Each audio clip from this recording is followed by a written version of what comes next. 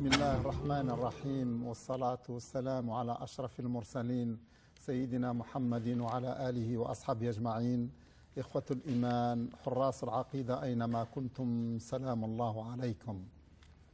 Au nom d'Allah, le tout miséricordieux, le très miséricordieux, que le salut et la paix soient sur le prophète Mohammed, l'ultime envoyé d'Allah, ainsi que sur sa famille, sur ses compagnons, sur ceux qui suivent sa conduite, sur ceux qui empruntent son chemin et sur ceux qui embrassent l'islam, qui embrassent la religion d'Allah.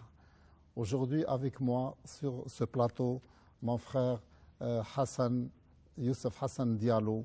Je l'accueille en votre nom et je lui dis Assalamu alaikum. Wa alaykum assalam wa rahmatullahi wa barakatuh. Barakallah. Akhi Youssef, mon frère Youssef, nous avions abordé la fois dernière, dès le début, on avait fait un aperçu sur le pèlerinage, on avait également vu les piliers du Hajj, puis nous avions vu, si vous voulez, aborder les obligations du Hajj. Les obligations du Hajj se résumaient à 7 parties. Bien sûr, nous en avons abordé quelques-unes de ces parties, mais il se pourrait que nous donnions un complément à nos amis téléspectateurs sur ce sujet qui est très riche, celui du pèlerinage. Bismillahirrahmanirrahim. Alhamdulillahi Rabbil Alamin. وصلى الله وسلم على نبينا محمد وعلى آله وصحبه أجمعين. سبحانك لا علم لنا إلا ما علمتنا إنك أنت العليم الحكيم. اللهم لا سهل إلا ما جعلته سهلا وأنت تجعل الحزن إذا شئت سهلا. أما بعد, assalamu alaikum wa rahmatullahi wa barakatuh. Mes chers frères et sœurs qui nous regardent depuis l'écran de la chaîne satellitaire Iqra, je voudrais tout d'abord vous saluer par la formule de salutation de l'islam, celle des compagnons du paradis, en vous disant que la paix de Dieu et sa miséricorde infinie soient avec vous. Eh bien, comme prévu, donc aujourd'hui, nous allons poursuivre avec cette 5e rencontre de notre série d'émissions sur le pèlerinage. Hier, effectivement, nous avions eu à parler des obligations du Hajj. Aujourd'hui, nous allons poursuivre, peut-être en revenant un peu sur un certain nombre de détails importants concernant les obligations du Hajj et en essayant donc de cheminer jusqu'à compléter n'est-ce pas, l'énumération de ces obligations du pèlerinage. Avant de parler donc de ces obligations, il est important de faire un rappel, c'est de dire que nous sommes en train de parler du pèlerinage, le 5e pilier de l'islam, un voyage qu'il est demandé d'effectuer ne serait-ce qu'une seule fois dans la vie du croyant et de la croyante pour venir visiter le temple éternel de Dieu, la Kaaba, le premier temple qui a été édifié sur la terre pour y consacrer l'adoration du Dieu unique sans associé. C'est la raison pour laquelle il s'agit de comprendre et de souligner que c'est un voyage qui n'est pas du tout comme les autres voyages. C'est un voyage dont toutes les étapes doivent nous rappeler notre appartenance à cette foi, la nécessité pour nous de nous approcher de Dieu, la nécessité pour nous de renforcer notre lien avec le Seigneur très haut, la nécessité pour nous de nous élever en termes de piété, en termes de crainte de Dieu, donc de nous purifier pour nous approcher, pour cultiver cette proximité nécessaire que doit entretenir le croyant et la croyante avec Dieu, le Seigneur des mondes. Ainsi donc, chaque obligation, ou en tout cas chaque étape du pèlerinage, doit permettre de renforcer cette piété. En fait, c'est Dieu lui-même qui nous l'a dit dans le Coran. Lorsque Dieu nous a invités à faire le pèlerinage, à venir vers lui, il nous a demandé de cultiver la piété. وَتَزَوَّدُوا فَإِنَّ خَيْرَ الزَّادِ التَّقْوَى. Dieu nous a dit, dans le cadre de ce pèlerinage, comme d'ailleurs dans le cadre de tous les autres actes cultuels qui composent l'islam, de cultiver la piété, de nous approvisionner en termes de piété, l'approvisionnement de tout genre, notamment notre approvisionnement pour préparer le voyage, du côté matériel, le côté physique, le côté moral, etc. Mais de tous ces types d'approvisionnement dont le verset nous a parlé, le même verset a précisé فَإِنَّ خَيْرَ الزَّادِ التَّقْوَى. La meilleure provision, c'est la provision de la piété. Il fallait faire ce rappel, c'est pour dire justement que le pèlerin doit se mettre en tête qu'il est en train d'effectuer un voyage spirituel. Il est en train d'accomplir un pilier de l'islam, le 5e pilier de l'islam, justement pour atteindre un résultat qu'il s'est fixé. Et ce résultat, c'est le prophète alayhi salatu wassalam lui-même qui nous l'a dit, quand il a dit « Al-Hajjul Mabrour, laysa lahu jaza'un illa al-Jannah ». Le pèlerinage exaucé, le pèlerinage propre, le pèlerinage méritoire, c'est le pèlerinage qui fait que le croyant et la croyante qui l'effectue devient en fin de compte comme le jour de sa naissance, quand il n'avait absolument aucun péché. Masha'Allah. Masha'Allah, c'est vrai. Donc, la piété, si vous voulez, c'est l'un des aspects les plus immanents à l'être humain. C'est-à-dire, il doit se trouver dans son corps, dans son cœur. La piété, c'est taqwa. Et taqwa est abondamment cité dans le Saint-Coran.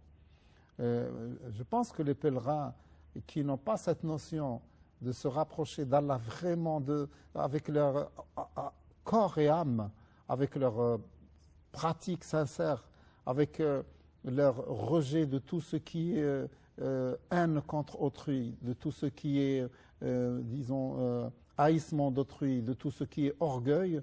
Et il faut que la personne se vide de tout ce qui est maléfique pour revenir à la pureté. Et la pureté ne peut être acquise que par taqwa, la piété. Tout à fait. Alors donc c'est la raison pour laquelle justement dans le Coran, en instituant le pèlerinage, un des versets les plus célèbres, n'est-ce pas, qui couvre le pèlerinage, qui nous invite à accomplir le pèlerinage pour les gens qui en ont les moyens physiques, matériels, spirituels, etc. Eh bien, le Coran a dit, dans un verset du Coran, dans un verset coranique bien connu, Al-Hajju ashhurun ma'lumat, faman farada fihinna al-hajja fala rafatha wala fusuqa wala jidala fil hajj. Donc ici le verset nous dit avec précision que Dieu le Très-Haut a institué l'accomplissement du pèlerinage en des moments bien précis, c'est-à-dire en des mois bien connus. Ce sont les 3 mois au cours desquels le pèlerinage s'accomplit. Il y a le mois de Shawwal, le mois de Zil-Qa'da et le mois de Zil-Hijja. Les mois sacrés. Les 3 mois sacrés qui se suivent dans le calendrier hégirien. Ainsi donc, le pèlerinage s'accomplit dans ces mois et le prophète, le verset a dit فَمَنْ فَرَضَ فِيهِنَّ الْحَجِّ. Quiconque décide d'accomplir donc dans ces 3 mois bénis, sacrés, le pèlerinage, فَلَا رَفَثَ وَلَا فُسُوقَ وَلَا جِدَالَ فِي الْحَجِّ. Il y a 3 interdits principaux qui s'imposent aux pèlerins, qui s'imposent aux croyants et à la croyante qui vient accomplir le pèlerinage. Al-Rafathu wal-Fusuq wal-Jidal. Al-Rafathu, c'est donc toute action qui va dans le sens de la relation intime entre l'homme et la femme. Une fois qu'on se met en état de sacralisation, eh bien on s'éloigne même de son épouse ou de son époux s'il s'agit d'une femme. Et il est interdit, nous allons voir justement les interdits de l'état de sacralisation qui s'impose aux croyants ou aux pèlerins ou qui vient faire le pèlerinage. Donc il s'agit de s'éloigner de tout acte allant dans ce sens, dans le sens de la relation intime entre l'homme et la femme, au point qu'il est même interdit aux pèlerins qui est en état de sacralisation de se marier ou de faire marier des gens. Voyez-vous, c'est ça qui explique justement le premier interdit qu'on appelle rafath dans le verset. Al-Fusuq, c'est toute action qui amène le pèlerin, que lorsqu'il est en état de sacralisation ou pas. D'ailleurs, cela ne s'applique pas seulement aux pèlerins, il s'applique aussi aux musulmans tout court, même quand il n'est pas en train de faire le pèlerinage. Al-Fusuq, donc, c'est toute action qui amène le croyant ou la croyante à sortir de l'obéissance vis-à-vis de Dieu subhanahu wa ta'ala. C'est cela Al-Fusuq. Donc il faut éviter tout cela. Et Al-Fusuq, notamment, c'est les cas les plus courants dont l'interdiction s'impose aux pèlerins. C'est par exemple le fait, c'est la médisance par exemple. Oui. À ce sujet, n'est-ce pas? Oui, à ce sujet, mon frère Youssef, Allah Ta'ala Azza wa Jal combat la calomnie et la médisance.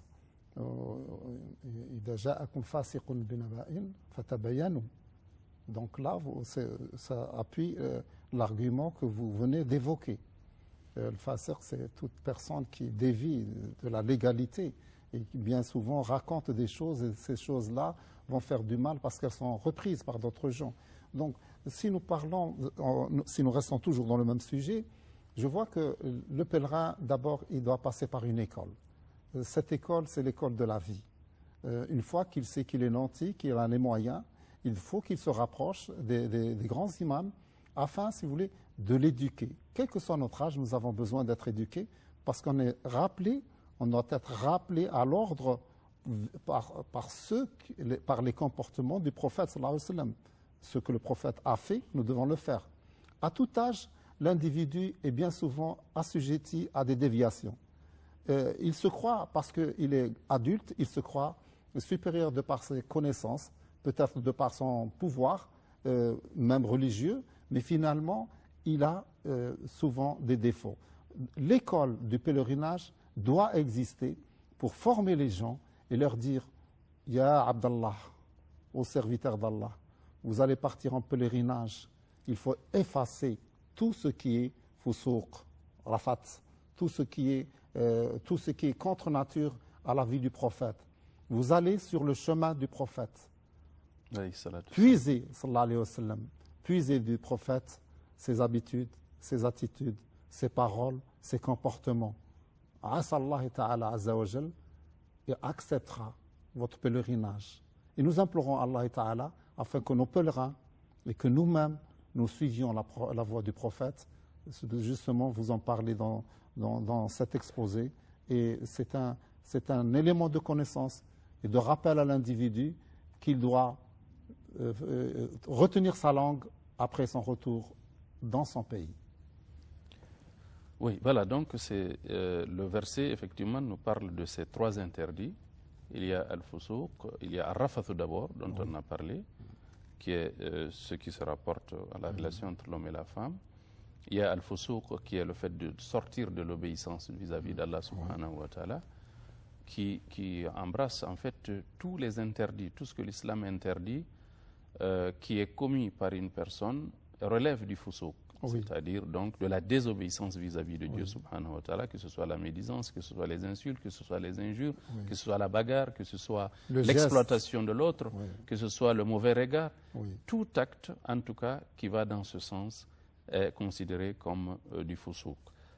Il y a le troisième interdit qui est al-jidal. Al-jidal, ce sont les discussions inutiles, ce sont les tiraillements inutiles pendant le pèlerinage. Ce sont des choses parfois que l'on considère comme étant des choses minimes, mais en fait qui sont importantes pour la personne qui est engagée dans ce voyage spirituel pour aller vers Dieu subhanahu wa ta'ala et pour acquérir l'agrément d'Allah subhanahu wa ta'ala.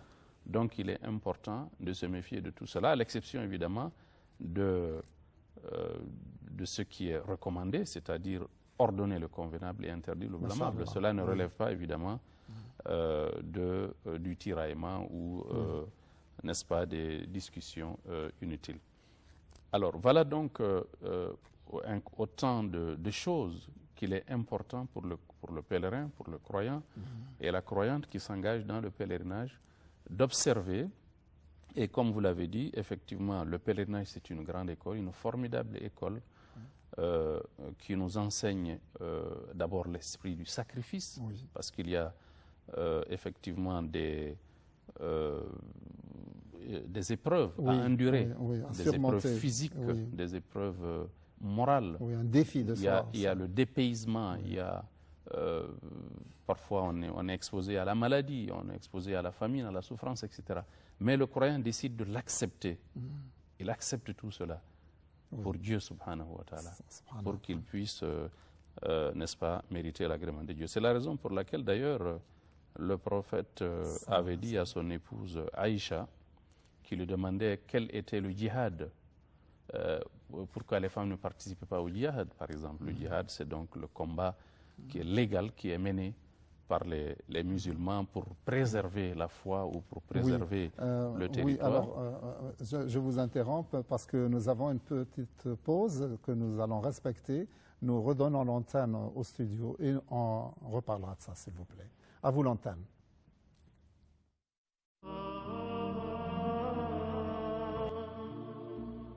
Assalamu alaikum, rebonsoir ou rebonjour, où que vous soyez, frères et sœurs.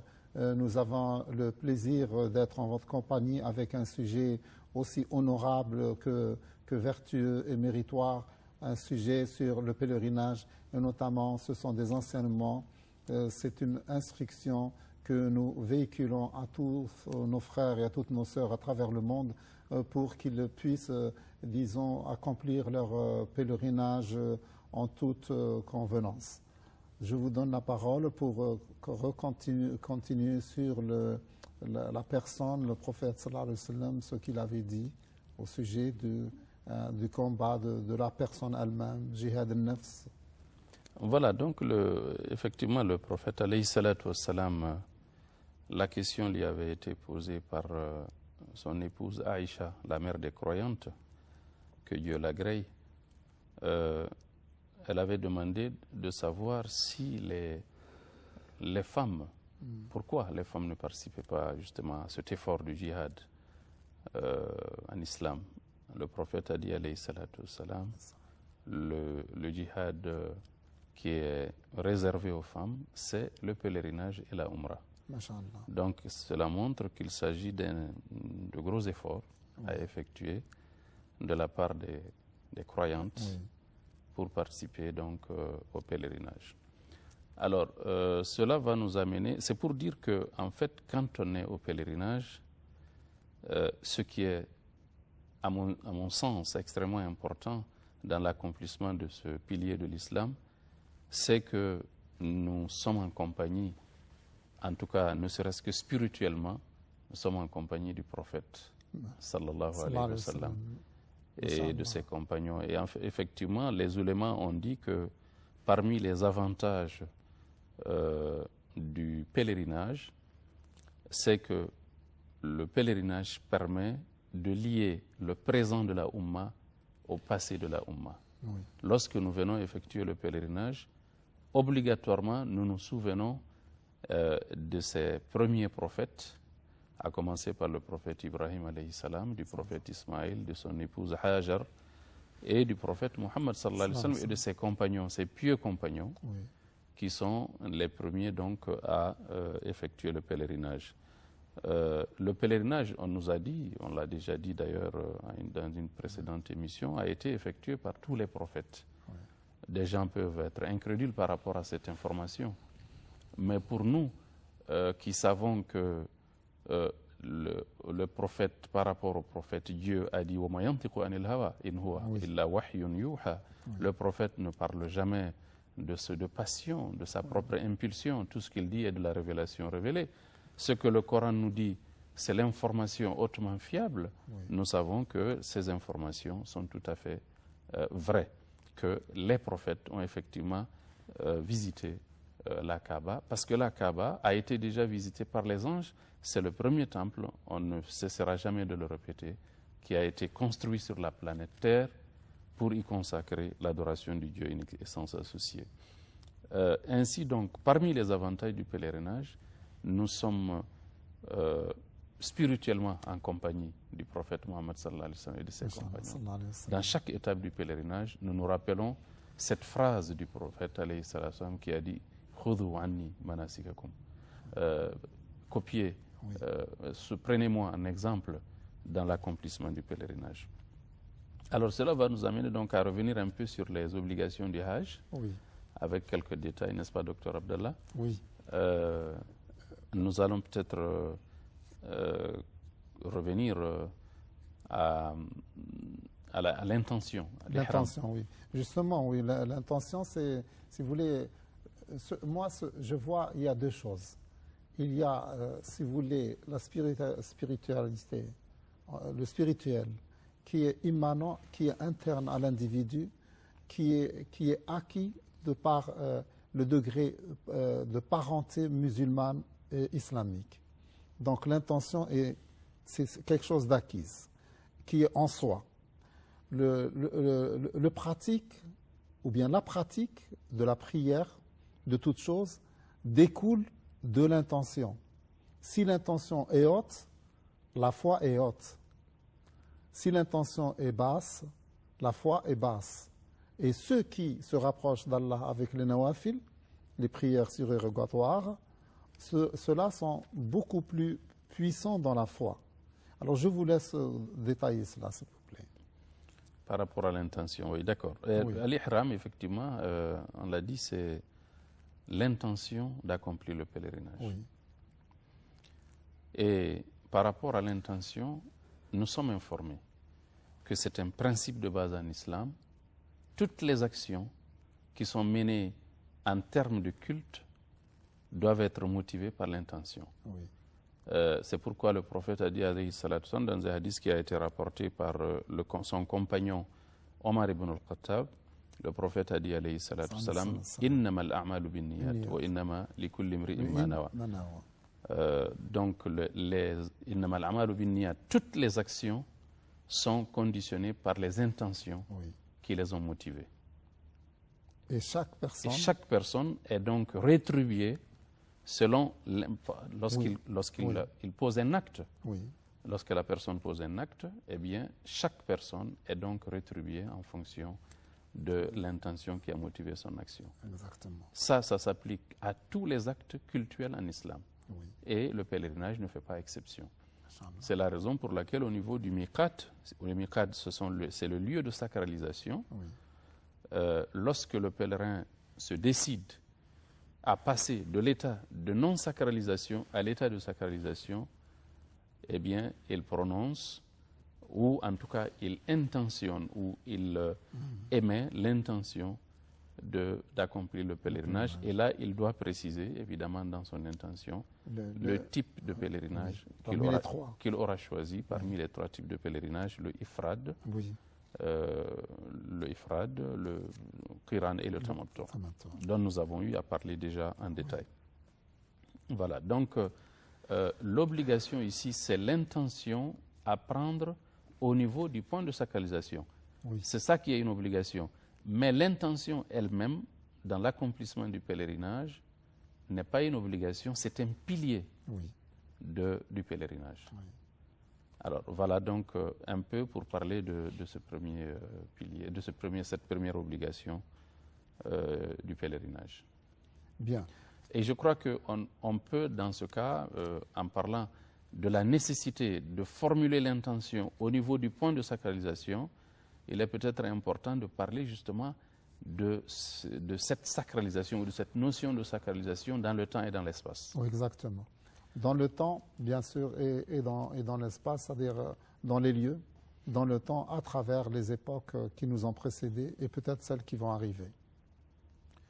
Non, non pas cela. Le temps et l'espace, quand on parle de sacralisation dans le temps et dans l'espace, on parle plutôt des mois sacrés Le temps, ce sont les mois sacrés au cours desquels on doit formuler l'intention. Parce que si on le fait dans d'autres mois, ça n'a pas de valeur. On n'est pas en pèlerinage. Ouais, ça veut dire que ça c'est le temps. Oui. L'espace, ce sont les points qui ont été désignés, qui ont été identifiés par le prophète alayhi salam, que l'on ne doit pas dépasser sans être en état de sacralisation. Oui. Alors justement, c'est à travers le passé, depuis 14 siècles, cela n'a pas changé. C'est-à-dire que l'espace et les lieux du Miqat n'ont pas changé. Non, ces lieux ne changent pas, non. Et les lieux n'ont pas changé, les repères topographiques et géographiques sont demeurés tels quels. Exactement. Et puis, à travers les mois également ne changent pas.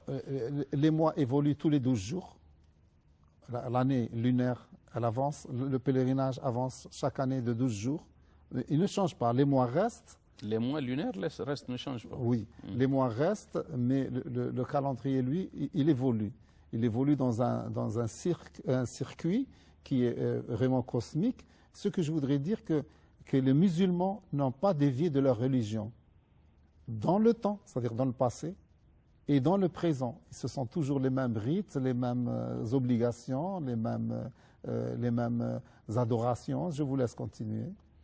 Voilà, donc en parlant de la nécessité de formuler l'intention d'accomplir le pèlerinage à un moment bien précis, à savoir les 3 mois du pèlerinage, et à partir d'endroits bien précis, c'est-à-dire les points de sacralisation qui ont été identifiés par le prophète alayhi salatu wassalam, eh bien, il est important de dire que pour ce qui est du temps, ce sont les 3 mois qu'on a déjà indiqués, à savoir le mois de Shawwal. Les mois sacrés.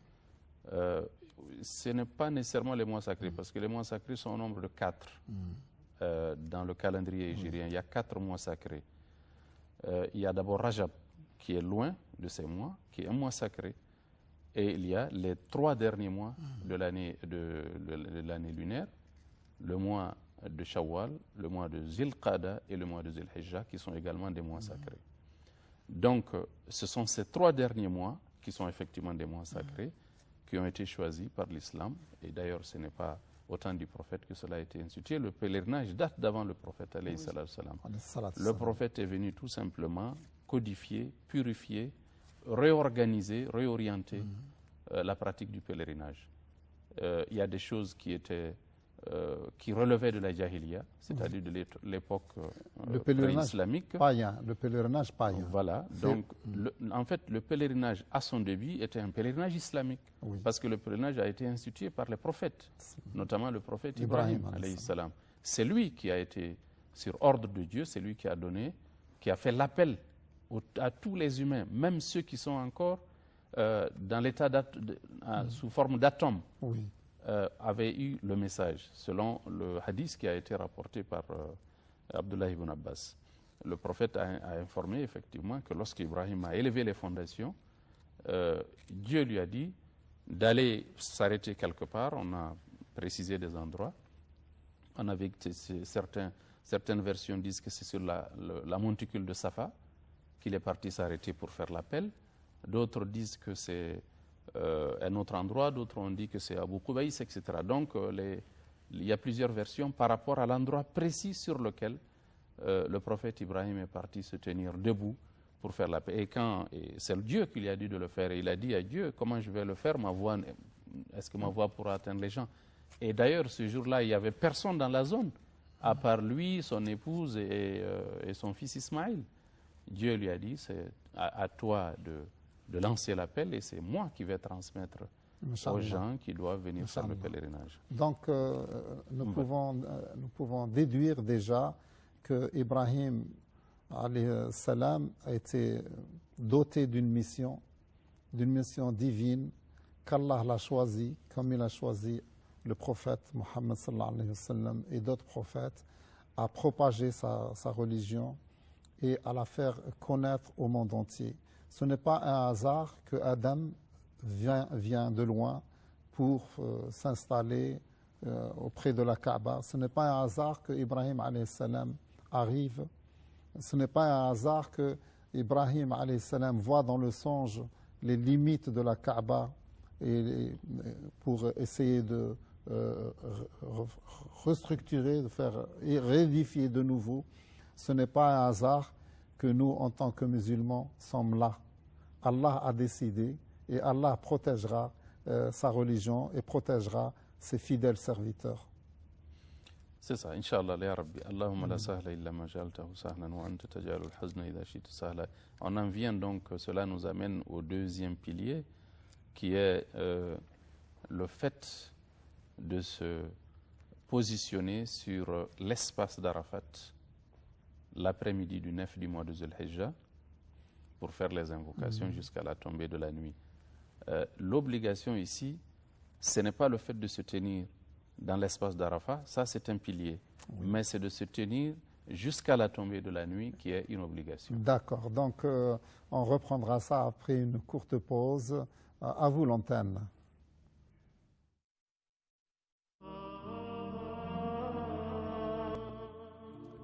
Assalamu alaikum, mujaddadan, rebonjour ou rebonsoir, vous qui nous suivez. Vous avez l'occasion de pouvoir peut-être téléphoner sur les questions concernant le sujet d'Al-Hajj. Bienvenue. Cheikh Youssef, je vous donne la parole pour continuer la suite là, que vous aviez évoquée. Voilà, on était venu à Arafat, mais il y a une petite précision, je crois, qu'il faut apporter par rapport aux mois sacrés. Oui. Les mois sacrés, il faut le souligner et le préciser. Il y a 3 mois qui se suivent, le mois de Zulqa'da, le mois de Zulhijjah et le mois de Muharram. Ça, c'est les 3 mois qui se suivent, qui sont des mois sacrés. Et plus loin, il y a le mois de Rajab, qui complète à 4. Donc, sur 12 mois, il y a effectivement ces 4 mois qui sont des mois sacrés. Tout à l'heure, on avait parlé de Shawwal. Ce n'était pas Shawwal, mais c'est plutôt... Très bien. Voilà, Muharram à la place. Donc, est-ce que nous pouvons continuer sur la 5e obligation de Hajj ou bien on passe à la 6e 5e, bon, oui, si vous voulez. La 6e, hein? La 6e. D'accord. La 6e obligation du Hajj, c'est le fait de se coiffer ou de se raser. Oui. Ça, mais il faut préciser que selon l'école shafiite, ce n'est pas une obligation, mais c'est plutôt un pilier. Oui. Voyez-vous? Oui. Mais ce n'est pas important. De toute façon, les 3 autres écoles, sunnites, l'école hanbalite, l'école hanafite et l'école malikite, considèrent effectivement que le fait de se coiffer ou de se raser constitue une obligation et non un pilier. Alors, quand est-ce qu'il se rase, le pèlerin, quand est-ce que le pèlerin se rase les cheveux? Selon la sunna du prophète sallallahu alayhi wa sallam, selon l'ordre qui a été établi par le prophète alayhi salatu wa sallam, c'est venu en 3e position le jour de la fête. Oui. C'est-à-dire que le prophète alayhi salatu wa sallam, après Muzdalifa, s'est dirigé directement à la Kaaba. Il a fait les 7 circonvolutions autour de la Kaaba. Ensuite, il a fait le parcours de Safa et de Marwa. Oui. De là-bas, il est venu à Mina. Il a égorgé les bêtes. Ce jour-là, il a sacrifié 100 chameaux. Et il a égorgé 63 chameaux de sa propre main. Il a immolé 63 chameaux de sa propre main. Voyez-vous? Et il a laissé le reste, selon les informations, à Ali ibn Abi Talib qui a complété. 63, c'est symbolique. Vous savez que le prophète a vécu 63 ans. Oui, exact. Parce que tout a une signification dans la pratique de l'islam. Bien sûr. Subhanallah. Alors, après cela, le prophète a demandé au coiffeur de venir donc le raser. C'était donc le jour de la fête. Voyez-vous la disposition. Mais le prophète a précisé, alayhi salatu wassalam, que l'ordre, lui, c'est cet ordre-là qu'il a choisi. Oui. Mais si on inverse l'ordre, cela ne pose pas de problème. D'aucuns penseraient que la sunna, en réalité, c'est ce que le prophète a fait. C'est vrai, ce que le prophète a fait est mieux, mais puisque le prophète a déjà donné le feu vert aux autres de choisir l'ordre qu'ils veulent, cela fait partie également de la sunna. Ça s'appelle la sunnatu taqririya. Alors que ce que lui, il a fait, c'est la sunnatul fi'liya. Donc la sunna de fait selon la pratique du prophète, et la sunna selon ce que le prophète recommande ou ce que le prophète laisse faire, alayhi salatu wassalam. Oui, alors, se raser ou se raccourcir les cheveux, qu'est-ce qui est mieux? Qu'est-ce qui est bien apprécié et agréé par le prophète sallallahu alayhi wa sallam? Le jour de la fête, ce qui est recommandé, ce qui est meilleur, c'est le fait de se raser la tête et non de se coiffer.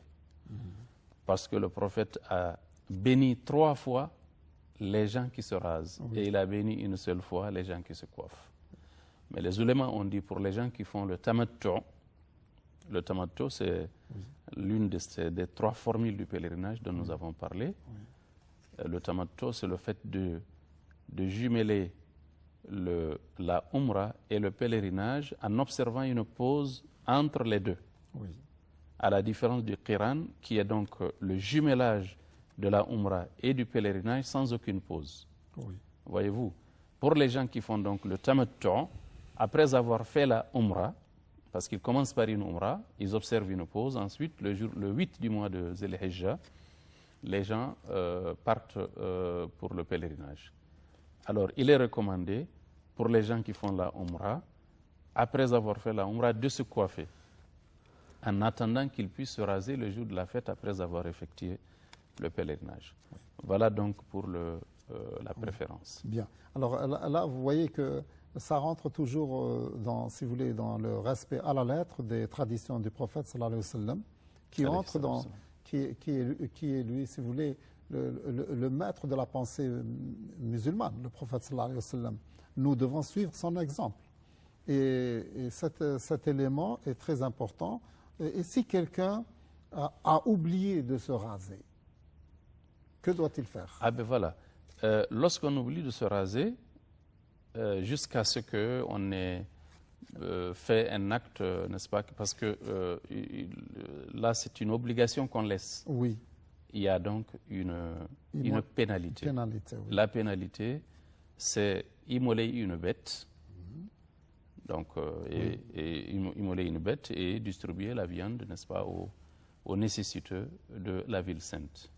Si la personne n'a pas les moyens de s'acheter cette bête, la personne doit jeûner 10 jours, dont 3 jours pendant le lieu du pèlerinage, pendant les jours du pèlerinage, et 7 jours lorsque la personne reviendra chez elle dans son propre pays.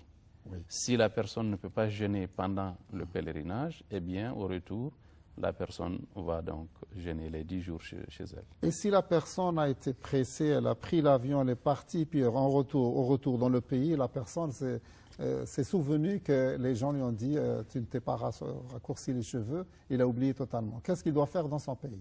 Oui, mais c'est la même chose, donc il faut jeûner. Là, il faut jeûner parce qu'il ne peut pas revenir à la Mecque pour immoler. L'immolation se fait nécessairement à la Mecque.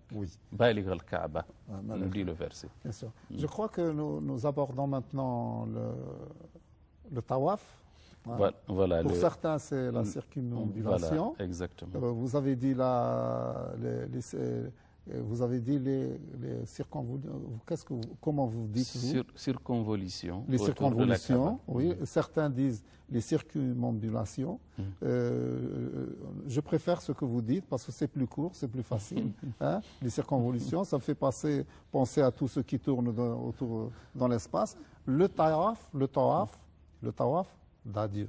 Oui, tout à fait. Tawaf al-wada'. Tawaf al-wada'. Oui, tawaf al-wada, c'est le tawaf d'adieu. Les circonvolutions d'adieu. Effectivement, vous avez parfaitement raison en parlant de révolution ou de quelque chose qui tourne. Qui tourne, oui. N'est-ce pas? C'est un peu comme on dit comment on appelle ça, le tour que l'on fait autour de la Kaaba. Et l'autre jour, on a précisé, on a dit une précision qui est importante, c'est que la Kaaba représente un peu ce noyau qui est sur la terre, autour duquel on tourne, avec des secrets énormes qui nous échappent. Il aura fallu découvrir l'intérieur de l'atome, savoir l'évolution ou le fonctionnement des galaxies ou des différents systèmes solaires, parce qu'il y a plusieurs soleils dans le cosmos, et chaque soleil a ses satellites qui tournent autour de la même manière que nous tournons autour de la Kaaba. Et on avait dit que il y avait que la montre qui contredit un peu cette loi naturelle de l'évolution des choses autour des noyaux. Et peut-être qu'un jour, les gens vont penser à corriger le fonctionnement de la montre, j'imagine, pour être conforme, n'est-ce pas, à cette loi cosmique qui s'applique à tous les êtres et à tout ce qui bouge en dehors de Dieu subhanahu wa ta'ala. Le tawaf d'adieu. Le tawaf de Dieu est recommandé par le prophète, c'est une obligation. Elle doit se faire, ou cette circonvolution autour de la Kaaba, obligatoirement, sauf cas de force majeure. Par exemple, les femmes qui sont en état de menstruation, n'est-ce pas, ne peuvent pas, ou bien, etc. Ces femmes-là, n'est-ce pas, sont dispensées de faire le tawaf d'adieu. Sinon, les autres sont tenus de le faire. Le prophète alayhi salatu wa sallam a recommandé que, en quittant la ville sainte, que la mosquée soit le dernier site, le dernier site que vous allez voir ou visiter avant d'aller faire quoi que ce soit. Et si quelqu'un, est-ce que tous les dogmes, كل المذاهب, sont unifiés pour dire que c'est impératif, le tawaf d'adieu? Est-ce qu'il y a-t-il des exceptions? Je ne connais pas d'exception par rapport à la nécessité de faire le tawaf d'adieu, qui constitue une obligation dans le pèlerinage. Oui, tawaf al-wada. Oui, c'est ça, le tawaf al-wada. Et tawaf al-ifada? Tawaf al-ifada, toutes les écoles sont unanimes sur le fait que tawaf al-ifada, ce n'est pas une obligation, mais un pilier du pèlerinage. Voilà, on reprendra. Et que si on l'omet, eh bien le pèlerinage est invalidé. Oui. Toutes les écoles sont d'accord là-dessus. Voilà, on va reprendre cette question parce qu'elle est pertinente. Je crois que nous avons notre frère Mohamed du Tchad, je pense. Mohamed, salam alaikum. Wa alaikum salam wa rahmatullah. Bienvenue Mohamed, bienvenue à cette émission. Nous vous écoutons. Tafadal, vous pouvez parler. Mohamed, je crois qu'il n'est pas avec nous. Non, il n'est pas avec nous. Donc, allez-y. C'est parti, c'est coupé. C'est parti. Oui, alors, vous allez me reparler de Tawaf al-Ifada pour que les gens écoutent. Le Tawaf al-Ifada, ce sont les circonvolutions autour de la Kaaba qui sont faites dans le cadre du pèlerinage. Oui. C'est-à-dire, lorsque vous quittez, une fois que l'on quitte Arafat, on passe la nuit à Muzdalifa, le lendemain, à partir du jour de la fête déjà, ces circonvolutions doivent se faire. Oui. À partir du 10e jour, ça peut se faire le lendemain, le 11, le 13, en tout cas avant de quitter. C'est un pilier qui doit forcément se faire pour que le pèlerinage soit un pèlerinage exaucé. Ça n'a rien à voir avec le pèlerinage, avec le tawaf d'adieu. Oui. Mais lorsque il se trouve que la personne doit voyager, elle jumelle les deux, sans avoir fait le tawaf al-ifada, eh bien, le tawaf al-ifada tient lieu de tawaf d'adieu. D'où l'intention. Donc le jumelage, n'est-ce pas? Voilà, l'intention. Exactement, oui. ça tient lieu. C'est en même temps le tawaf al-ifada et le tawaf d'adieu. Oui, on fait le seul tawaf, les 7, avec la même intention. Avec la double intention. La double intention. Et comment vous traduisez al-ifada? Al-ifada, c'est le verset du Coran qui nous le dit. Summa afidu min haythu afada an-nas. Oui. C'est-à-dire lorsque... Et voilà pourquoi, voilà l'historique de ce mot. Il est important d'en parler. Oui, justement. Voilà. Avant l'arrivée du prophète Mohammed sallallahu alayhi wa sallam, les gens de la Mecque ne partaient pas à Arafat. Ils s'arrêtaient à Muzdalifa. Oui. Pour eux, ils sont plus importants que les autres. Ce sont les gens qui viennent des autres horizons qui ont besoin d'aller à Arafat et ils n'avaient pas besoin de le faire. Oui. Quand l'islam est venu, l'islam a mis tous les pèlerins sur le même pied d'égalité. Oui. Alors, Mohamed de France, comme ça, on ne va pas le laisser attendre. Notre frère Mohamed, salam alaikum. Si vous êtes avec nous, nous vous écoutons. Alaikum salam. Et merci de pouvoir répondre à nos questions.